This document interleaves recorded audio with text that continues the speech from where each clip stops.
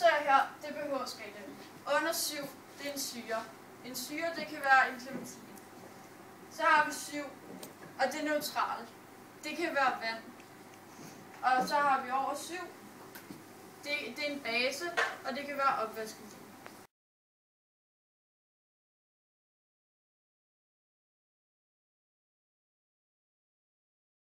Lave forsøget syre og metal. Og her, der har vi stillet det. Så er der er jern og magnesium og kobber og zink. Nej, der er saltsyre i dem alle sammen. Ja. Julie og så skal vi se, hvad der bliver opløst hurtigst. Her, så putter vi zink i. Og så skal du jern i. Magnesium. Det tænker jeg også, men I tjekker det alligevel. Og kobber. Ja, så har vi så ventet et stykke tid. Magnesium er blevet opløst. Kobber bliver faktisk overhovedet ikke opløst. Zink opløses stadig. Og jern burde opløses. Det er spændingsrækken. Og spændingsrækken, den består af metaller. Og det er metaller, som der er sorteret efter, hvor gode de er til at holde på deres elektroner. Og H, det er sat ind, og det er hydrogen for at have et nulpunkt på spændingsrækken. På siden, der var det magnesium, som der blev opløst først. Og det er fordi magnesium står her, og den er så dårlig til at holde på dens elektroner. Så kom zink, og så var det jern. Kobber er her, den er foran H, og det vil sige, at den er rigtig, rigtig god til at holde på dens elektroner. Så derfor så opløses den ikke. Vi har lavet forsøget syre og metal, og vi har taget udgangspunkt i, hvor vi puttede magnesium i saltsyre. Og vi puttede magnesium og saltsyre sammen, og så har vi hydrogen på sig selv, og magnesium og klor. Og magnesium, den er 2 plus, fordi den er afgivet 2, og den har fået 1, så derfor er der 1 plus for meget. Og så skal man lave om, og der har vi så har vi delt H og Cl i starten, så vi har 2 plus, og vi har 2 Cl minus. Så giver det 0 på begge sider, hvis man regner dem sammen, og det giver så i alt magnesiumklorid.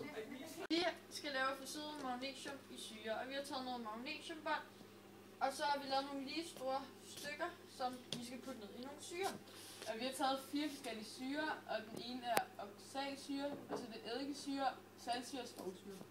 Og vi skal så putte magnesium ned i syrerne og se, hvor hurtigt de opløses.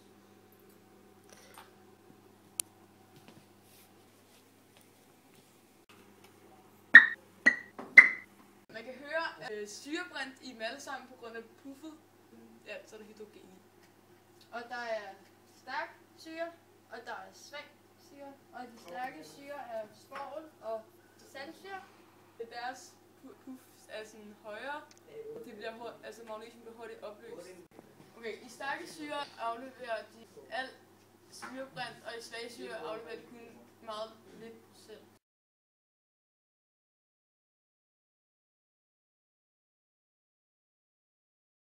Her der har vi 4 grundstoffer. Og vi vil prøve at se via flammen, hvad for et stof der. Starter med. Vi skal lige have brændt alle stofferne af, der sidder på det.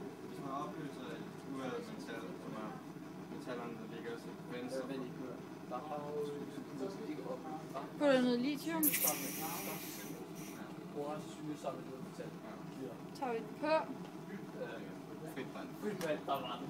Den er den er rigtig, rigtig rød.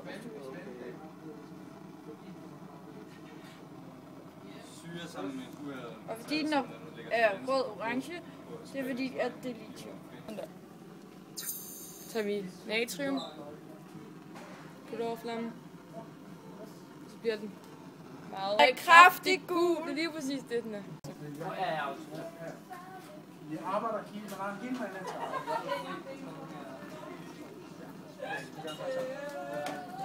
Så tager vi kalium.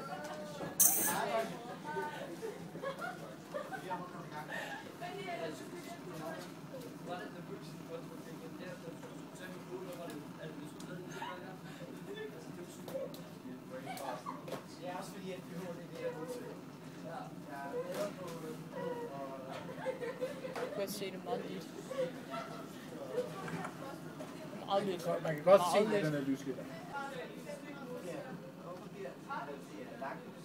Kover, der bliver grøn.